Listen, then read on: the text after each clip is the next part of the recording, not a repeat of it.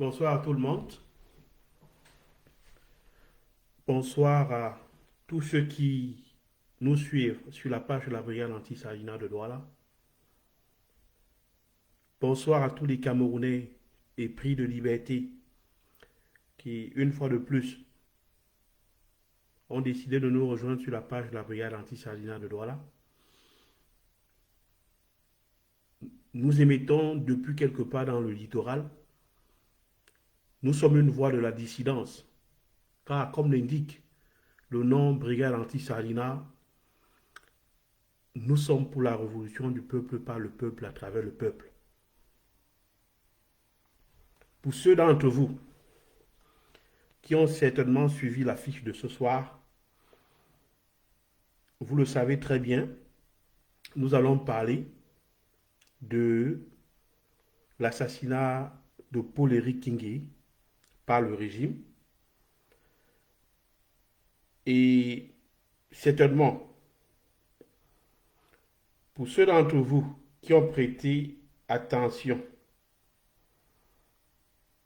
au titre de ce direct et surtout à la structuration de ce direct, vous vous rendrez compte que voilà, nous avons précisé non seulement le thème, nous avons précisé la structuration du direct et je vais le répéter tout à l'heure.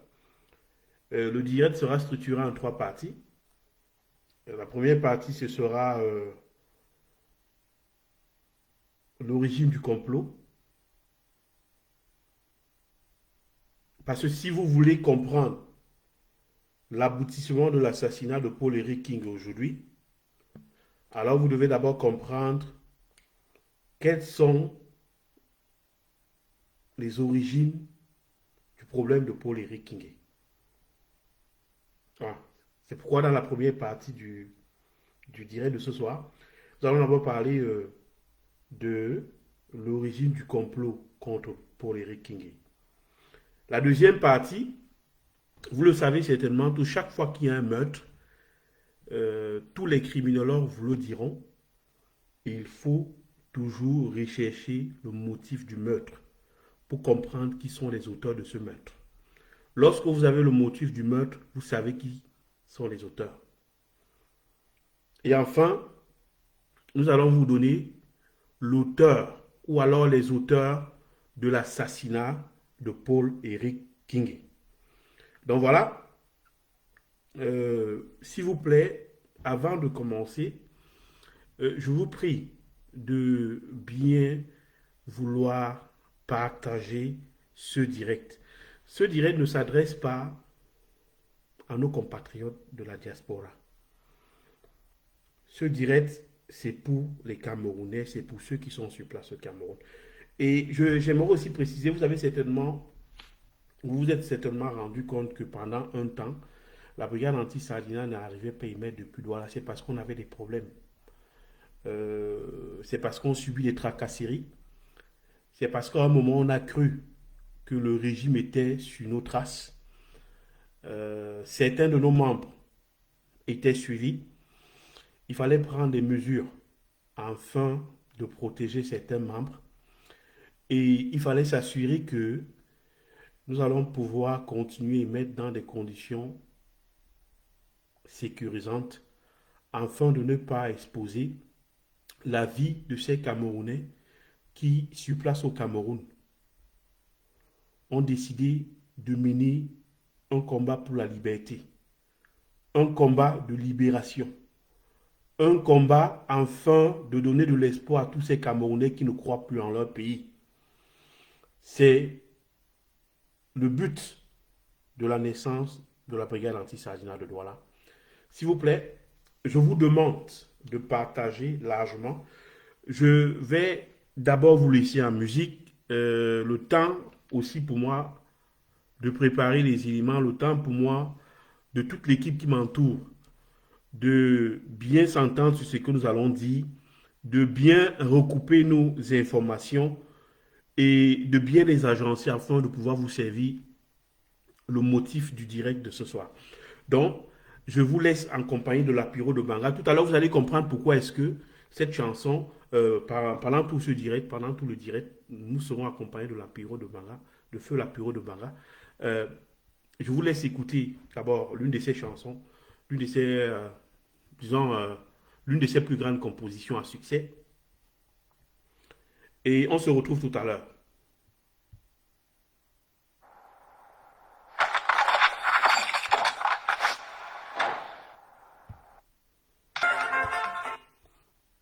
Euh, merci d'avoir patienté, merci de, de partager. S'il vous plaît, nous sommes à peu près 80. Si chacun d'entre vous fait un tour de partage, nous allons rapidement monter à un nombre de 200 et ça va nous permettre de commencer. Je voulais dire à tous ceux qui, j'ai pu lire des messages, qui s'inquiétaient par rapport à ma sécurité, je voulais vous garantir que je me porte très bien. Je suis la voix de la résistance au Cameroun. Et comme je l'ai dit, nous n'avons pas émis pendant longtemps parce que, vous savez, pour émettre au Cameroun, il faut déjà remplir certains critères de sécurité afin de s'engager. Le régime nous traque. Le régime est aux abois et profite de chaque occasion pour nous mettre des bâtons dans les roues. Donc, pour des raisons de sécurité, nous avons arrêté pendant un bon bout de temps. Ça fait à peu près 4 mois. Ça fait environ 4 mois que nous n'avons pas pu émettre. Tout simplement parce que les conditions de sécurité n'étaient pas réunies. Première des choses. Deuxième des choses, euh, il faut aussi des financements. Vous savez, un direct comme celui-ci, il faut, euh, financer cela. Il faut pouvoir acheter des mégas. Et après avoir acheté des mégas, comme je l'ai dit, il faut rentrer, trouver un endroit parce que justement, vous savez, sur Douala, la liaison, les liaisons les liaisons au travers des différentes antennes des téléphones mobiles dans la ville de Douala sont très difficiles. Et donc, il faut trouver un endroit propice afin de pouvoir organiser le direct. Tout ça, ça prend du temps, il faut s'organiser. Et surtout, comme je l'ai dit au début, on a eu un problème où nous pensions que notre réseau avait été découvert et que voilà, les services de renseignement camerounais peut-être avaient pénétré notre organisation. Il n'en est rien. Il fallait procéder à des vérifications parce qu'il s'agit ici de la sécurité de tout le monde. Et une fois que nous avons pu procéder à ces vérifications et s'assurer que les renseignements généraux camerounais n'étaient pas nos trousses, ou alors du moins qu'on avait réussi à les semer, nous avons d'abord dans un premier temps pris des mesures pour renforcer la sécurité du groupe. Et dans un deuxième temps, vous pouvez écouter ma voix ce soir. Et voilà, on va continuer. Le titre du direct de ce soir, je l'ai dit, ça porte sur les codes et circonstances de l'assassinat de Paul-Éric Kingé. Ce sera ça le contenu de ce direct. Et ce direct est organisé en 3 points. Le premier point, nous allons parler de l'origine du complot. C'est-à-dire, dans un premier temps, on va vous expliquer ce qui est la genèse du complot contre Paul-Éric Kingé. Dans un deuxième temps, vous savez, tous les criminologues vous le diront. Lorsqu'on a un crime, il faut rechercher le motif du crime, le motif du meurtre. Une fois que vous avez le motif du meurtre, vous pouvez comprendre qui sont derrière le crime qui a été commis, l'attentat contre Paul-Éric Kingé. Et dans la troisième partie du direct, nous allons parler justement des auteurs de l'attentat contre Paul-Éric Kingé. C'est-à-dire, il faut que ce soit clair. Euh, nous allons nous efforcer à vous donner l'information la plus fidèle possible. Il y a toute une équipe autour de moi. Nous avons recoupé nos informations. Et ce que nous vous affirmons ce soir, nous le disons avec beaucoup d'assurance. Paul-Éric Kingé a été tué. Paul-Éric Kingé a été tué. J. Rémy Ngono, le journaliste et l'activiste web que vous connaissez, le célèbre journaliste et activiste web que vous connaissez, a fait un direct par rapport aux circonstances de l'assassinat de Paul-Éric Kingé. Nous demandons à tous ceux qui se trouvent sur la page de la brigade anti-Sardinat de Douala de rechercher ce direct sur YouTube et de le visualiser parce que ce direct comporte des éléments qui vous permettront de comprendre ce que les explications que nous allons vous fournir aussi ce soir. Alors, pour ceux d'entre vous qui pensent que Paul-Éric Kingé est mort des suites du Covid, détrompez-vous. Tout à l'heure, nous allons vous donner les vraies raisons de la mort de Paul-Éric Kingé. Nous sommes une centaine de gars. S'il vous plaît, faites un tour de partage. Faites un tour de partage et atteignons dans les 10 minutes qui vont suivre, ou bien les 5 minutes qui vont suivre, 200 personnes, 300 personnes. Je vous dis, partagez surtout en direction de ceux qui sont au Cameroun. Les Camerounais de la diaspora, vous n'avez pas besoin de procéder à un certain passage envers les Camerounais de la diaspora. Ce direct est pour ceux qui sont au pays, parce que nous imitons depuis le pays, parce que nous prenons le risque de mettre depuis le pays, parce que nous voulons que les Camerounais qui sont au pays comprennent que voilà, la peur a changé de camp. Nous n'avons plus rien à perdre. Après 40 ans de règne, après 40 ans de dictature, après 40 ans de tuerie, à un moment, il faut pouvoir dire stop et se battre pour l'avènement d'une société juste au Cameroun. Ça, c'est un combat noble. C'est un combat auquel vous tous vous êtes appelés à assister et vous devez avoir le courage de vous lever contre l'injustice qui est en train d'être menée dans votre pays. Nous n'allons pas laisser nos enfants se battre contre ce régime. Et surtout, ce régime a tendance à vouloir se suicider à lui-même. Vous voyez, aujourd'hui, on nous dit que c'est Franck Biya ou rien. Hein? Que c'est Franck Biya qui va suicider à son père. Et voilà, vous comprenez dès cet instant qu'il est temps de se lever et de se mobiliser contre ce régime. Voilà, s'il vous plaît, partagez. Nous sommes en train de vérifier, nous sommes en train de recouper nos enquêtes. Et tout à l'heure, vous aurez définitivement le contenu des circonstances de l'assassinat de Paul-Éric Kingé, c'est-à-dire l'origine, la genèse de son assassinat. Ensuite, le motif du meurtre. Et en conclusion, vous aurez les auteurs de ce meurtre, le nom des auteurs de ce meurtre. Nous n'allons pas faire dans la dentelle. Nous allons désigner les auteurs de ce crime contre la personne de Paul-Éric Kingé. Donc, en attendant, je vous laisse en musique. Permettez-moi, je vous ai dit, c'est l'apéro de Banga. Et vous allez comprendre tout à l'heure pourquoi est-ce que ce soir, nous allons jouer essentiellement la musique de l'apéro de Banga. Parce que c'est l'une des victimes collatérales de ce système. Voilà. Permettez-moi tout simplement de retrouver le son, mon son préféré de l'apéro de Banga, Non mais Terreur. L'audio original de 1986. Voilà, c'est parti.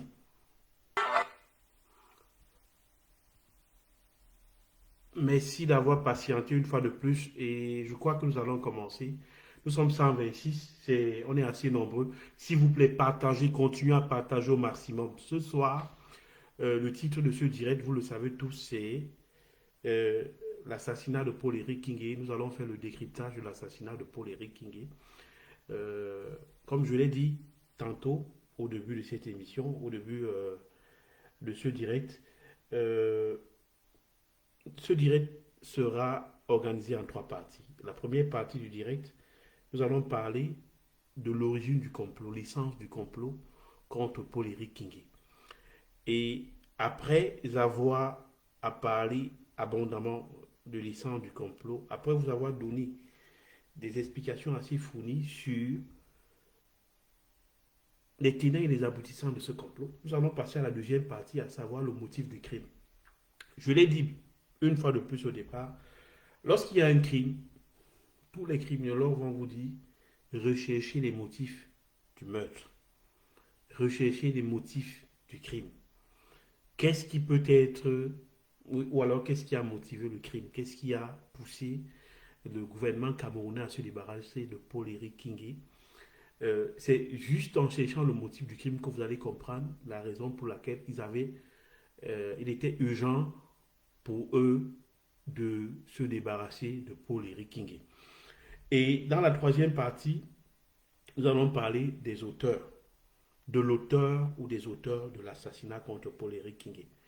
Et je tiens, avant d'entrer dans les détails, à vous demander, allez une fois de plus sur la page de J. Rémy Ngonon. Il a fait un direct par rapport aux circonstances de l'assassinat de Paul-Éric Kingé. Je vous conseille, ce direct complète ce que J. Rémy Ngonon a eu à dire. Je n'ai pas besoin de vous présenter qui est J. Rémy Ngonon. C'est un très grand journaliste et surtout un grand activiste qui se bat depuis longtemps contre le régime de Biya. L'histoire de J. Rémy Ngonon remonte à l'époque où il était le directeur général de Radio Sciento. C'est lui qui a même donné des couleurs, les lettres de noblesse à cette radio, parce que c'est grâce à J. Rémy Ngonon, grâce à la qualité de ses interventions, que Radio Tsiemeni Sciento a connu la grandeur qu'elle a atteint à un moment dans l'histoire radiophonique du Cameroun. Donc revenons maintenant au point 1 de ce qui nous réunit ce soir. Voilà, pour comprendre les origines de l'assassinat de Paul-Éric Kingé, il faut remonter à l'époque où il est élu pour la première fois sous la bannière du RDPC, maire de Njombe Penja. Je reprends encore. Pour comprendre l'origine du complot contre Paul-Éric Kingé, il va falloir qu'on procède à un flashback de son élection à la tête de la mairie de Njombe Penja en tant que maire sous la bannière du RDPC. Qu'est-ce qui se passe à cette époque? Quand Paul-Éric Kingé est élu maire de Njombe Penja, dans ses fonctions, lors de la prise de ses fonctions, il se rend compte que la société des bananeraies de Njombe Penja ne paye pas des impôts, ne s'acquitte pas des impôts qu'il est en droit de s'acquitter auprès de la mairie dont dépend, ou alors auprès de la mairie dont dépend justement la société des bananeraies de Njombe Penja. Donc, Paul-Éric Kingé constate ce problème et se rend compte que ça fait à peu près une trentaine d'années, c'est-à-dire depuis la création même de la bananerie de Njombe Penja, la société suisse, je peux me tromper, il faut vérifier encore, mais je crois que c'est une société suisse, parce qu'en fait, la société des bananeries de Njombe Penja est une succursale d'une société suisse. Alors, lorsqu'il découvre cela, il se résout à faire payer à la direction de la société des bananeries de Njombe Penja le reliquat d'argent, le reliquat d'impôt que la société des bananeries de Njombe Penja avait l'obligation de s'acquitter auprès de la mairie de Njombe Penja. C'est là où les premiers ennuis de Paul-Éric Kingé commencent. Et donc, ce qui va se passer, c'est que le directeur de la société des bananeraies de Njombe Penja va expliquer à Paul-Éric Kingé que les maires précédents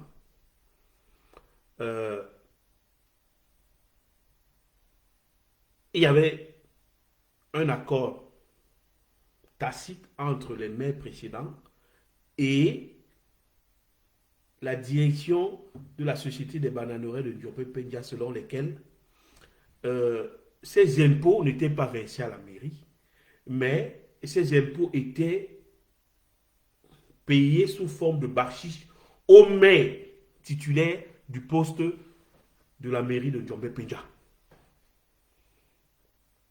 Donc, vous voyez un peu, la société des bananeraies de Njombe Penja avoue qu'elle a l'habitude de ne pas payer les impôts et donc de corrompre le maire qui se trouve à la tête de la mairie de Njombe Penja pour éviter à verser les impôts. Ça, c'est les Occidentaux qui passent tout leur temps à nous donner des leçons de morale sur la nécessité de ne pas être corrompu, la nécessité de gérer sainement les caisses de l'État lorsqu'on a la tête justement d'une structure étatique. Donc, c'est le directeur de la Palmeraie de Ndiombe Penja qui avoue à Paul-Éric Kingé de façon claire, écoute, nous on a l'habitude de ne pas payer, parce que en fait, nous offrons des pots de bois, nous offrons des barchiches à nous offrons des barchiches aux différents maires et ils acceptent ces barchiches, ce qui fait qu'en fin de compte, voilà, c'est une règle non écrite, nous on ne paye pas les impôts en Ndiombe Penja. Alors, d'après les rumeurs, cette société donc va s'acquitter du barchiche auprès de Paul-Éric Kingé. Paul-Éric Kingé va prendre ce barchiche et va continuer à menacer et apparemment il sera plus gourmand puisqu'il demande que l'on lui paye les barchiches des 30 dernières années depuis la création de cette société, à l'époque où lui, Paul-Éric Kingé vient de prendre la tête de la mairie. Et il commence à faire le chantage au directeur après avoir récupéré sa part pour l'année où il a été élu maire. Il commence à faire le chantage. C'est là où le directeur de cette société va aller voir une de ses relations au ministère de l'administration territoriale. Je tiens à vous dire que à l'époque, il n'y avait pas encore de ministère de la décentralisation. C'est-à-dire qu'il n'y avait pas encore eu cette réforme ministérielle qui plaçait la mairie sous la tutelle du ministère de la décentralisation. Tout se passait au niveau de l'administration territoriale. C'est-à-dire que le ministre de l'administration territoriale était le ministre de tutelle à cette époque-là. Et voilà, ce ministre s'appelait Aminou Marafat. Aminou Marafat sera donc saisi par le directeur des Palmeraie de Ndiombe Penja. Et Aminou Marafat va ordonner que l'on arrête Paul-Éric Kingé et que l'on aille le jeter en prison, sans autre forme de procès. Donc vous voyez, c'est une histoire quand même assez bizarre, parce que je sais que beaucoup d'entre vous ont suivi la version de Paul-Éric Kingé. La version de Paul-Éric Kingé, de feu Paul-Éric Kingé, ne correspond pas toujours à la vérité. Pour nous autres qui avons recherché la vraie version de l'histoire, il nous a été dit, il nous a été rapporté avec des preuves à l'appui que Paul-Éric Kingé a reçu sa part. Mais après avoir reçu sa part, il a voulu faire chanter le directeur.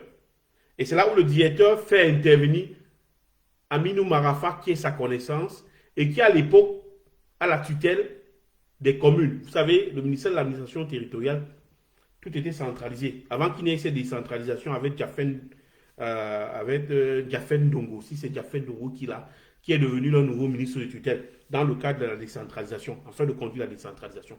Donc, c'est comme ça donc il y a cet engrenage qui commence. Paul-Éric Kingé se retrouve en prison. Étant maire élu. C'est comme ça que Paul-Éric Kingé va se retrouver en prison. C'est le début des problèmes de Paul-Éric Kingé.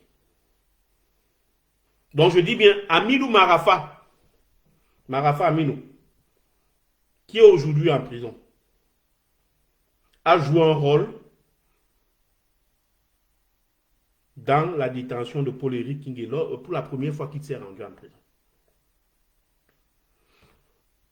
Le deuxième problème, c'est-à-dire la deuxième cause qui pourrait expliquer le fait que Paul-Éric Kingé s'est retrouvé finalement en prison, ou alors c'est, disons-le, est devenu un ennemi des tenants du pouvoir à Yaoundé, c'est la mine de Pouzolan que Paul-Éric Kingé a voulu une fois de plus s'accaparer.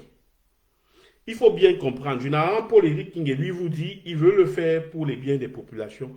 En réalité, non, ce n'est pas pour les biens des populations. Paul-Éric Kingé a ses intérêts personnels qu'il poursuit à l'intérieur. Et il se trouve que, généralement, ces intérêts personnels s'opposent aux intérêts de personnes plus puissantes que lui. C'est pour cela qu'il est toujours en train de perdre. C'est vrai que dans le Mungu, Paul-Éric King est populaire. Paul-Éric King est à l'image de cette personne propre, de cette personne qui se bat pour sa population. Cela ne correspond pas toujours à la vérité. Il y a cet autre côté de Paul-Éric King qui est très sombre. L'histoire avec les mines de Pouzolan l'ont démontré aussi. Paul-Éric King dit qu'il est en train de se battre pour le contrôle des mines de Pouzolan, alors que dans le même temps, il a sa propre agenda qu'il est en train de suivre. Donc, Paul-Éric King, c'était quand même quelqu'un, disons-le, avec tout le respect qu'on a pour les morts, Paul-Éric King, c'était quand même quelqu'un de trop ambigu. C'était pas toujours, il ne faisait pas toujours ce qu'il disait et il ne pensait pas toujours ce qu'il disait. Donc, voilà, pour résumer cette première partie, deux choses. À l'origine de l'emprisonnement de Paul-Éric King, il y a le différend qu'il y a au niveau de la mairie, où il se retrouve confronté à ce problème de reliquat d'impôts non payés par la bananerie de Ndiombe-Pinja. Et après, dans un deuxième temps, il y a le problème de Pouzolan. Pour le problème de Pouzolan, il n'ira pas en prison. Parce qu'il faut être clair. À un moment, on a vu ces images spectaculaires dans lesquelles ils sont allés bloquer la carrière et du jour au lendemain, on ne nous a jamais dit pourquoi est-ce que, après le blocage de la carrière, ils ont décidé de quitter la carrière, ils ont décidé d'abandonner le blocage de la carrière, quel type de lutte ils allaient adopter. Parce qu'en fait, pour ce qui est de la concession du Pouzolan, dans ce genre de bataille, pour Éric King, il fallait avoir des alliés solides. Mais, en fin de compte, puisqu'il était trop brouillon, il n'y avait plus les opposants qui pouvaient le soutenir, et même ceux du pouvoir, puisqu'il est sorti du RDPC, il a créé son propre parti. Même ceux du pouvoir qui auraient pu le soutenir dans cette lutte, finalement, il s'était brouillé avec eux et avec l'opposition. Donc, en fin de compte, il menait un combat tout seul. Voilà les deux raisons qui expliquent les circonstances dans lesquelles Paul-Éric King va se faire des ennemis au point d'aboutir à sa mort. Ça, c'est la première partie. Je dis bien deux choses à retenir. D'abord, les impôts. C'est clair que lorsque vous êtes maire et que vous arrivez à la tête d'une mairie, il faut voir l'état des lieux avant de poser n'importe quel problème. Et le premier constat de Paul-Éric King, il avait vu juste la bananerie de Ndiombe-Pinja ne payait pas les impôts. Et à ce jour, ne paye pas ses impôts. Puisqu'il y a un système de barchis qui a été instauré là-bas et qui consiste à payer le maire, à payer un barchis au maire, à payer un barchis au premier adjoint, deuxième, troisième adjoint. Je ne connais pas le nombre d'adjoints qu'il y a là-bas à la mairie. C'est-à-dire acheter tout simplement les dirigeants de la mairie pour être sûr qu'on ne va pas payer les impôts. Ça, c'est le premier aspect. Le deuxième aspect, c'est comme je l'ai dit, la Pouzolan. Ce problème de Pouzolan est venu encore pourrir les relations entre d'une part Éric King et la direction qui gère la mine des Pouzolan, et d'autre part ses anciens alliés du RDPC, avec qui va encore de nouveau s'allier, parce qu'il faut bien comprendre. Paul-Éric King va en prison.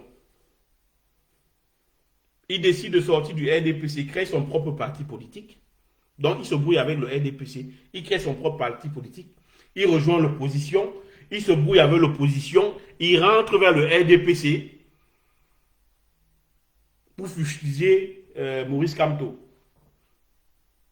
Je vous épargne ces sorties sur Maurice Kamto. Ces sorties injuriées sur Maurice Kamto. Vous connaissez très bien tout ce qu'il a pu dire sur Maurice Kamto. Il a estimé qu'il avait été trahi par Maurice Kamto, même s'il n'a jamais expliqué la trahison dont il avait été victime. Mais tout à l'heure, dans le développement de la deuxième partie, vous allez comprendre pourquoi est-ce que Paul-Éric King a été assassiné. Donc voilà, ça c'était la première partie. La première partie étant terminée, nous passons à la deuxième partie. qui va consister à vous donner les motifs du meurtre. Pour comprendre pourquoi est-ce que l'État du Cameroun en vient à l'idée à assassiner Paul-Éric Kingé, il faut monter au cas de la pyro de Mala.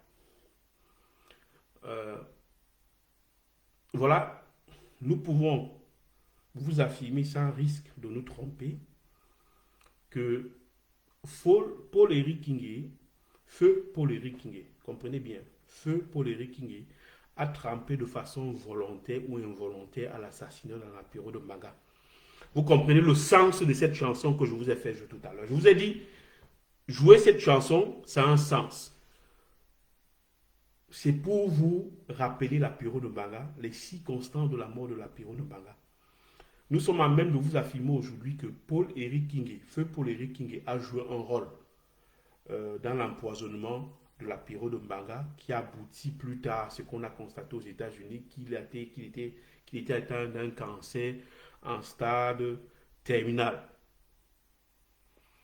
Paul-Éric Kingé a joué un rôle dans l'assassinat, malheureusement, de la pyro de Mbanga. De façon volontaire ou involontaire, il est lié à cet assassinat. Voilà l'une des raisons pour laquelle le régime, qui sait que le personnage de Paul-Éric Kingé est assez compliqué, c'est quelqu'un qui n'a pas toujours une position définitive. À un moment, il est avec le parti au pouvoir, il quitte le parti au pouvoir, il rejoint l'opposition, il se brouille avec l'opposition, il revient vers le parti au pouvoir, il s'allie avec le parti au pouvoir pour détruire le professeur Maurice Kamto. Vous comprenez, c'est un personnage assez ambigu. Et donc, face à ce type de personnage qui, du jour au lendemain, peut dire des vérités, pour aller dire, écoutez, voilà, il se trouve que je connais les circonstances de l'assassinat de la pyro de Mbanga. L'État du Cameroun prend peur, sachant que Paul-Éric Kingé est divers ondoyant. Par sécurité, il décide de le tuer. L'une des deuxièmes raisons pourquoi est-ce que l'État du Cameroun pourrait en vouloir, ou alors la deuxième raison pourquoi l'État du Cameroun aurait décidé de mettre fin à la vie de Paul-Éric Kingé, c'est que Paul-Éric Kingé a été payé pour espionner le professeur Maurice Kamto. Lorsque le professeur Maurice Kamto s'est retrouvé en prison, vous vous souvenez des circonstances de l'arrestation du professeur Maurice Kamto. C'était lors de l'organisation de la marche. Le MS avait décidé de marcher et au cours de cette marche, le professeur Maurice Kamto a été arrêté. Il faut que vous compreniez bien quelque chose. Paul-Éric Kingé, par rapport à l'organisation de cette manifestation, avait sorti un communiqué dans lequel il précisait qu'il n'était associé à aucune marche. Son communiqué était très clair. Il ne voulait pas marcher avec le MRC. Et il a sorti un communiqué à ce propos pour prendre ses distances par rapport à cela. Donc voilà la vérité. Donc du jour au lendemain, on arrête Paul-Éric Kingé et l'État du Cameroun va donner le motif de l'arrestation de Paul-Éric Kingé, c'était qu'il a marché. Non, Paul-Éric Kingé n'a jamais marché. Paul-Éric Kingé avait sorti un communiqué dans lequel il disait qu'il ne voulait pas marcher. Et le jour de la marche, il n'était même pas avec les Maurice Kamto. Ceux qui ont assisté à l'arrestation de Paul-Éric Kingé ont témoigné pour nous dire que Paul-Éric Kingé, apparemment, il était de connivence avec ceux qui l'arrêtaient. Et plus tard, quand on lui a posé la question de savoir, mais Paul-Éric Kingé, quelles sont les circonstances dans lesquelles on vous a arrêté? Lui-même, il a dit qu'il était en train de... Il était dans un bénétariat. Il était à Yamo. Comment est-ce qu'on a eu à Yamo? Il était en train de manger ses beignets. Il était en train de déjeuner à Yamo. Et c'est là où la police est venue l'arrêter. Donc, Paul-Éric King n'a jamais marché. Et donc, il n'y avait aucune raison que l'on l'arrête. Et donc, quand Paul-Éric King dit qu'il a fait 10 mois en prison à cause de Maurice Kamto, ce n'est pas parce que c'est Maurice Kamto qui le mène en prison, mais c'est parce que ceux qu'il employait à cette époque, les renseignements généraux camerounais qu'il employait à cette époque, l'ont envoyé en prison afin qu'il gagne la confiance du professeur Maurice Kamto et qu'il puisse lire et qu'il puisse les aider en livrant des informations pour que les renseignements généraux camerounais sachent à quoi s'en tenir par rapport à Maurice Kamto.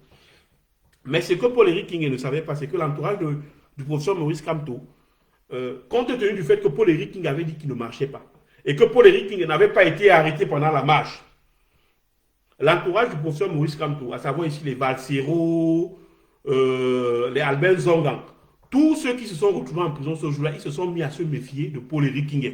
Et donc, du coup, Paul-Éric King s'est retrouvé coincé parce que, voilà, on avait percé son jeu. Les renseignements généraux camerounais ne pouvaient pas fournir de rapport parce que, justement, le cercle autour du professeur Maurice Kamto, à savoir, comme je l'ai dit tout à l'heure, Albert Zonga, Valsiro et Pendai Koka, ils ont pris leur distance avec Paul-Éric King. Ils sentaient qu'il était trop louche.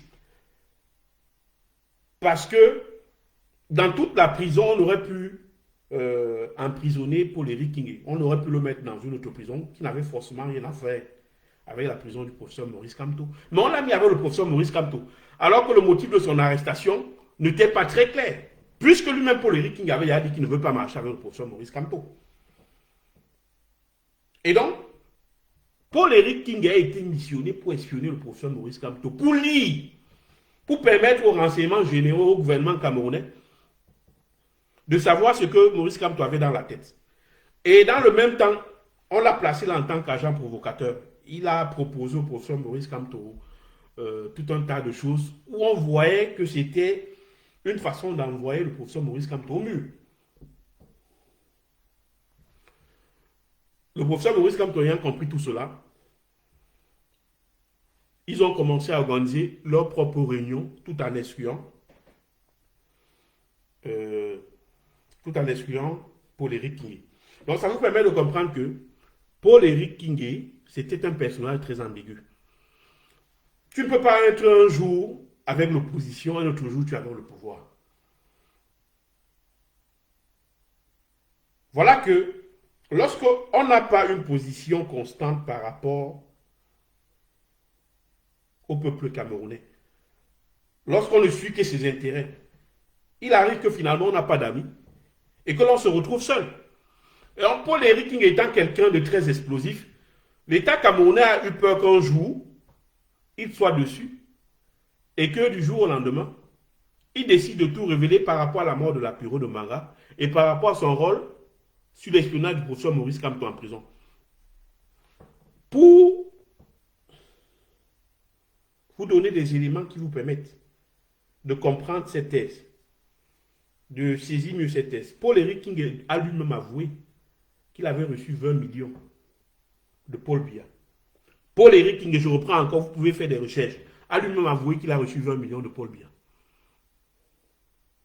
Je tiens à vous rappeler que quand Boris Berthold a annoncé des mois avant que Paul-Éric King avait été aperçu du côté du palais de l'unité, qu'il avait été reçu au cabinet civil et qu'il avait reçu de l'argent du cabinet civil, Paul-Éric King a fait un démenti le lendemain, traitant Boris Berthold de tous les mots. Or, Boris Berthold disait la vérité. Puisque plus tard, Paul-Éric King va lui avouer qu'il a reçu 20 millions de la présidence de la République et que c'était pour construire une école sur le net, comme compte tenu du fait que bon, il y avait le Covid et que personne ne pouvait se rendre, que les jeunes Camerounais ne pouvaient qu'apprendre par la toile. Comme si beaucoup de Camerounais, comme si même 5% des Camerounais étaient connectés sur Internet ou alors avaient accès à Facebook pour pouvoir suivre les cours online sur Facebook ou alors sur les réseaux sociaux. Donc, Pendai Koka l'a dit lui-même de façon. Vous savez, Pénéco, c'est quelqu'un de très fort. Il a dit qu'ils avaient trouvé à un moment l'attitude de Paul-Éric Kingué assez quand même suspecte vis-à-vis d'eux lorsqu'ils étaient en prison. Parce que dans le témoignage que d'autres personnes vont rendre, par exemple Valsero, ils étaient tous dans la prison. On avait confisqué le téléphone de tout le monde. On avait confisqué le téléphone de tous ceux qui étaient dans la prison. Du moins, tous ceux qui étaient dans la section de la prison où le professeur Maurice Kamto était interné, on leur avait retiré leur téléphone. La seule personne à qui on n'a pas retiré le téléphone, c'était Paul-Éric Kingué. Vous pouvez vérifier. Et je le dis encore, allez dans le direct. J. Reming, on a fait un direct par rapport aux circonstances de l'assassinat de Paul-Éric Kingué. S'il vous plaît, bien vouloir vous rendre sur YouTube et rechercher ce direct. Il confirme la même chose. Il dit bien que la seule personne qui, dans cette section de la prison, à qui on n'avait pas retiré le téléphone, le smartphone, c'était Paul-Éric Kingué, c'était fait Paul-Éric Kingué. Donc ça vous permet de comprendre que Paul-Éric Kingué, lorsqu'on l'a envoyé en prison, c'était pour rendre compte à ceux qui l'employaient des circonstances, de ce qui se disait, de ce qui se tramait. Parce qu'on a cru à un moment que, en ajoutant Paul-Éric Kingué, le professeur Maurice Kamto allait se lâcher, il allait peut-être parler d'un plan. Or, le professeur Maurice Kamto, depuis longtemps, l'a toujours dit, lui, il voudrait arriver au pouvoir sans effusion de sang. Et on s'est dit peut-être que, bon, maintenant qu'il est là en prison et qu'il y a quelqu'un comme Pénéco, peut-être il peut se relâcher et, sans le savoir, trahir ses soutiens à l'extérieur, peut-être expliquer comment est-ce qu'il comptait faire pour prendre le pouvoir. La personne qui était chargée de faire des rapports par rapport aux réunions qui se tenaient à l'intérieur de la section de la prison où était interné le professeur Maurice Kamto, c'était Paul-Éric Kingué. Mais l'entourage du professeur Maurice Kamto l'a vu venir et lors de leur réunion, il prenait la peine d'exclure Paul-Éric Kingué. Ce qui fait qu'en fin de compte, il a passé 10 mois en prison pour rien. Et c'est ça qui l'énervait. Parce qu'il est allé en prison, on l'a missionné et il n'a servi à rien. Mais voilà, malgré tout, il a reçu ses 20 millions. Et ces 20 millions, je dis bien encore, Boris Berthold a précisé des mois à l'avance que Paul-Éric Kingué avait été reçu au cabinet civil de la présidence de la République et qu'il avait reçu de l'argent là-bas. Le lendemain, Paul-Éric Kingué avait lui démenti. Pour plus tard avouer que lui, effectivement, il a reçu de l'argent du cabinet civil de la présidence de la République. Donc, voilà. Ça, c'est pour les motifs du meurtre. Donc, retenez, j'ai été très long dans les explications. Les deux motifs plausibles pour ce meurtre, c'est dans un premier temps d'abord, le rôle que Paul-Éric Kingué a joué dans l'assassinat de l'apéro de Mbanga. Deuxième motif d'assassinat, le deuxième motif d'assassinat, c'est certainement son rôle dans l'espionnage du professeur Maurice Kamto. Donc ça, c'était des preuves. Ça, c'était un témoin gênant pour le régime. Voilà deux motifs qui permettent de dire, sans risque de se tromper, que c'est c'est le gouvernement camerounais, c'est les services de renseignement généraux, c'est le gouvernement camerounais en général qui a assassiné Paul-Éric Kingué.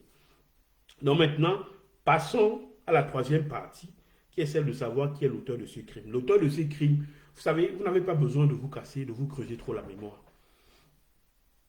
L'auteur de ces crimes, J. Rémy Ngono, a donné dans son direct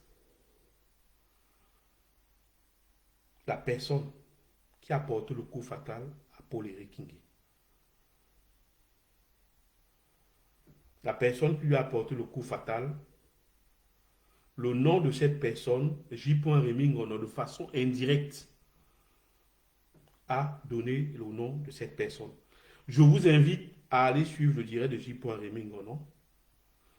Cette personne est celui qui est caché, est celui qui est l'auteur de l'assassinat. C'est encore lui, c'est encore cette personne qui a assassiné Maître Sop.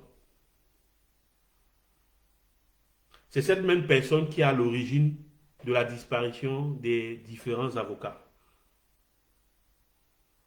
Cette personne, vous le savez tous, c'est quelqu'un qui adore coucher avec les hommes. Je vais vous donner encore un autre indice. Je dis, c'est quelqu'un qui adore coucher avec les hommes. L'artiste Roméo Dika vous a tout dit. Il vous a dit que cette personne l'avait invité à se déshabiller dans son bureau et à se laisser casser le derrière afin que lui, Roméo Dika, puisse rentrer dans ses droits. Je ne vais pas citer le nom des contemporains, mais je vais vous donner des éléments assez clairs. J. Rémy, on en parle d'un déjeuner, parle d'un dîner auquel on prit part Paul-Éric Kingé, son chauffeur, et juste après le dîner, Paul-Éric Kingé a commencé à avoir les mots de vente. Je ne cite pas les contemporains, mais je vous ai donné assez d'éléments qui vous permettent d'identifier celui qui est à l'origine de l'empoisonnement de Paul-Éric Kingé. Parce que Paul-Éric Kingé est empoisonné. Il n'y a pas de doute là-dessus. Il n'est pas mort des suites du Covid. Définitivement. On a beau vouloir vous faire croire que Paul-Éric Kingé est mort des suites du Covid. Mais attendez, Paul-Éric Kingé a une secrétaire. Pourquoi cette secrétaire n'a pas été placée en isolation? Pourquoi cette secrétaire n'a pas été placée en observation? Posez-vous les bonnes questions. Paul-Éric Kingé travaillait à la mairie lorsque subitement son mot de vente a recommencé. Et l'un des adjoints au maire, qui était là au moment où on évacuait Paul-Éric Kingé, a dit que Paul-Éric Kingé se plaignait de maux de vente. Donc ça correspond bien à ce que on a précédemment dit. À savoir que Paul-Éric Kingé a été empoisonné au cours d'un dîner à laquelle assistait la personne dont on vient de donner le nom. La personne dont deux combattants viennent de donner le nom. C'est cette personne qui a empoisonné Paul-Éric Kingé. C'est cette même personne qui est à l'origine de la mort de Maître Sop, qui est à l'origine de la mort des différents avocats qui sont en train de mourir ces derniers temps et qui sont en relation, qui sont des alliés de l'opposition. Parce que vous allez vous rendre compte que ces personnes qui meurent, c'est des membres de l'opposition. C'est des avocats membres de l'opposition. Des avocats déclarés membres de l'opposition. Qui meurent dans des circonstances bizarres. Comme Maître Sop, à qui on a injecté un produit qui l'a tué. Parce que Maître Sop, il faut le rappeler, il a été conduit à l'hôpital parce qu'il avait une fracture du bras à la suite d'un accident. Maître Sop est mort des suites de cette fracture du bras. C'est cette même personne qui se retrouvait dans les environs de l'hôpital quand Maître Sop est mort. Donc je le dis encore, je vous conseille vivement d'aller rechercher le direct de J. Rémy Ngono sur les circonstances de l'assassinat de Paul-Éric Kingé. Et puis dans les réseaux sociaux, il y a une personne qui a annoncé la mort de Paul-Éric Kingé en début d'année. Et qui a dit que ça allait devait être suivi par l'empoisonnement de Bandakani. Mais cette personne disait que Paul-Éric King allait mourir. Donc vous devez comprendre que Paul-Éric King s'est tellement fait beaucoup d'ennemis,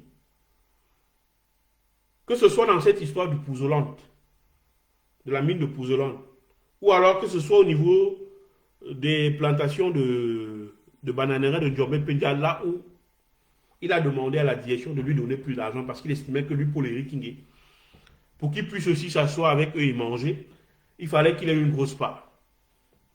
C'est ça qui va conduire Paul-Éric King en prison. Voilà la vérité. C'est parce que le directeur des bananeraies de Ndiobé Pendia a un ami qui s'appelle Aminou Marafa. Il contacte cet ami à l'époque qui était un ministre tout puissant. Vous savez, l'administration territoriale, c'est un ministère tout puissant. Et à la tête de l'administration territoriale, à cette époque, trônait un certain Aminou Marafa. C'est Aminou Marafa qui va demander aux forces de l'ordre d'interpeller Paul-Éric King et de l'amener Manu Militaire à Yaoundé, où il sera enfermé en Kondengui sans jugement. Voilà la vérité. Voilà les circonstances expliquées de la mort de Paul-Éric King. S'il vous plaît, ne croyez pas à cet assassinat, ne croyez pas à cette histoire de Covid. Paul-Éric King a été assassiné. Il a été assassiné parce qu'il était devenu un témoin gênant pour le pouvoir. Voilà le motif. Et l'auteur de cet assassinat, je vous donne encore un élément. Roméo Dika a eu à dénoncer cette personne. Il a dénoncé les pratiques de cette personne. Cette personne ne s'est pas gênée à dire à Roméo Dika, si tu veux ton argent, eh bien baisse ta culotte. Vous comprenez bien ce que je veux dire. Le reste, je vous épargne. Je vous conseille donc, s'il vous plaît, d'aller sur la page de J.Rémy Ngonon, sa page Facebook, et de rechercher sur YouTube. Allez sur le moteur de recherche de YouTube et vous tapez tout simplement les circonstances de la mort de Paul-Éric King par Rémy Ngonon. Vous allez certainement voir la vidéo. Suivez cette vidéo jusqu'au bout. Vous allez comprendre les circonstances de l'assassinat de Paul-Éric King. Je vous le dis encore, Paul-Éric King a été empoisonné. Il n'est pas mort des suites du Covid. Même l'un des adjoints de Paul-Éric King au niveau de la mairie a dit que lorsque Paul-Éric King a été évacué, il se plaignait qu'il avait mal au ventre. Paul-Éric King travaille à la mairie.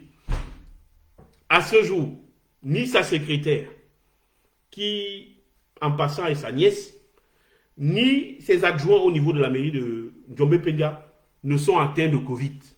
Aucun membre de sa famille n'est atteint de Covid. Vous me direz, il est assez tôt. Que ça fait à peine 2 jours qu'il est mort. Mais attendons, aucune de ces personnes ne sera atteinte de Covid parce que justement, Paul-Éric King n'est pas mort des suites de Covid. Ne vous laissez pas manipuler.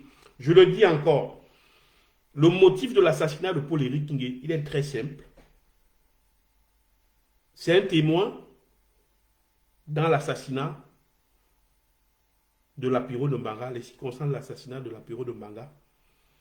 Il est témoin. C'est un témoin dans l'espionnage du professeur Maurice Kamto. Qui sait, peut-être qu'il avait été aussi missionné pour faire la même chose. Comme dans le cas de Lapiro de Mbanga, on a réussi à l'empoisonner. Mais le problème, c'est que le professeur Maurice Kamto, ayant plus de relations, étant quelqu'un de très connu dans le monde, lui, on ne pouvait pas l'empoisonner parce que justement, certainement, l'ambassade américaine, l'ambassade française, les différentes chancelleries, les membres de l'Académie des sciences juridiques à travers le monde, dont il est un peu partout l'un des grands membres fondateurs, ont donné des ultimatums. Ils ont dit au président Paul Biya qu'il y a une limite à ne pas atteindre. Si vous vous attentiez à la vie du professeur Maurice Kamto, ce sera l'enfer pour vous, ce sera la fin. C'est pour cela que le professeur Maurice Kamto a survécu à cela. Parce que justement, c'est depuis la prison qu'on essaie toujours d'empoisonner les opposants camerounais. La plupart du temps, c'est dans ces prisons-là qu'on les empoisonne. Parce que là-bas, ils sont sous la puissance des autorités camerounaises. des autorités pénitentiaires qui disposent de tous les moyens pour vous empoisonner dans ce milieu-là. Mais maintenant, dans le cas du professeur Maurice Kamto, c'est sûr que la pression est venue de personnes bien posées qui étaient capables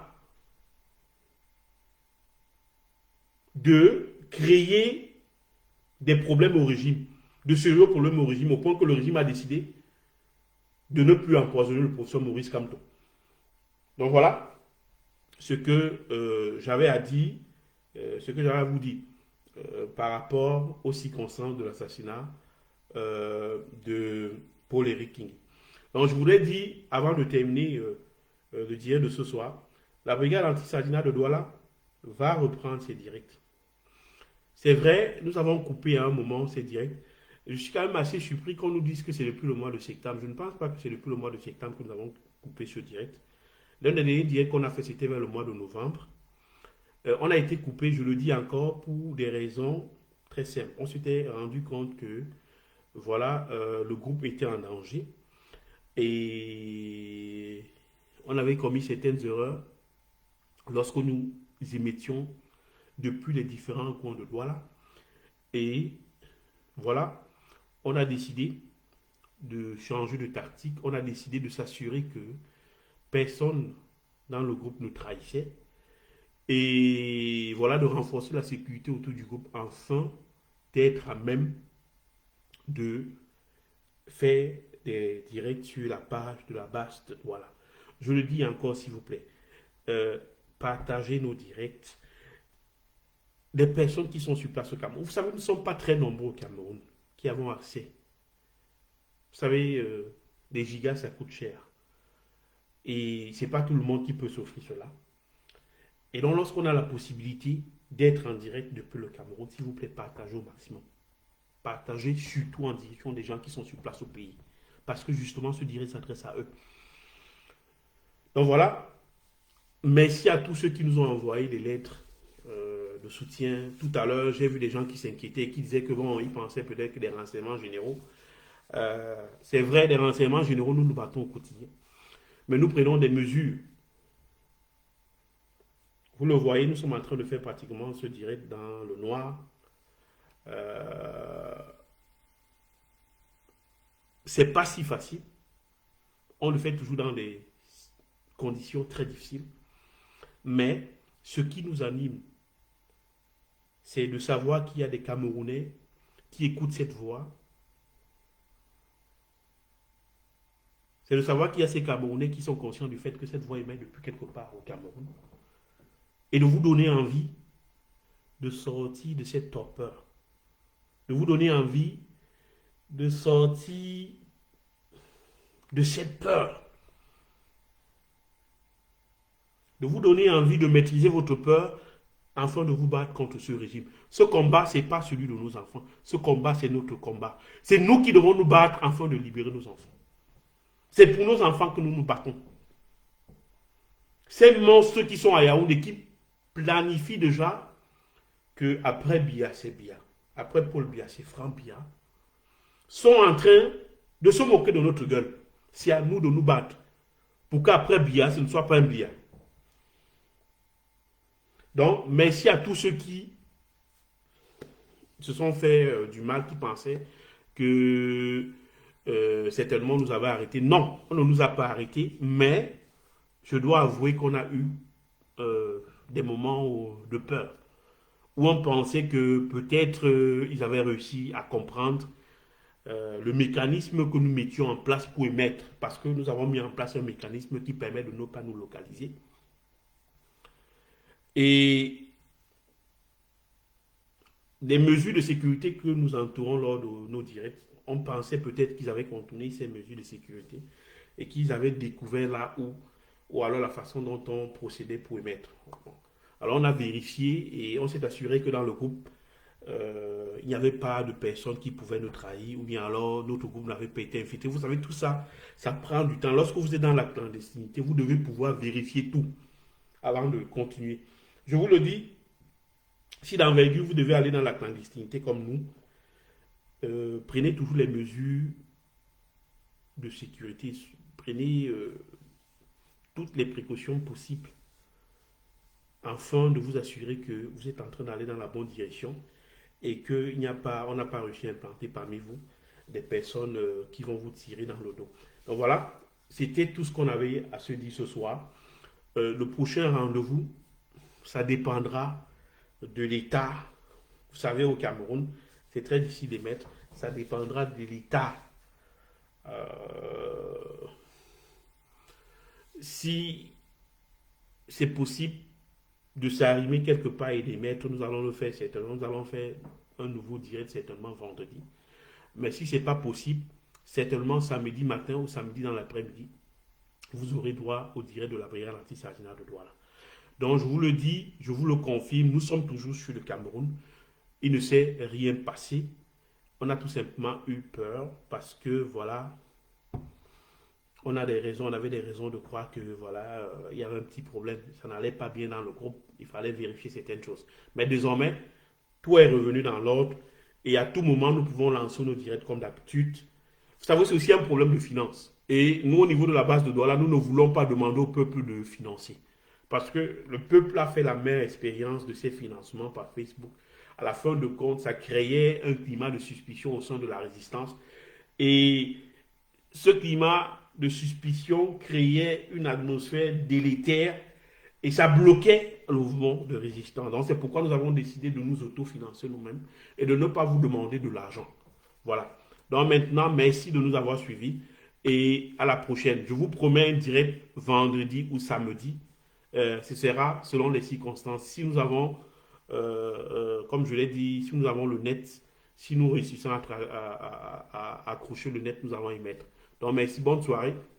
Au revoir.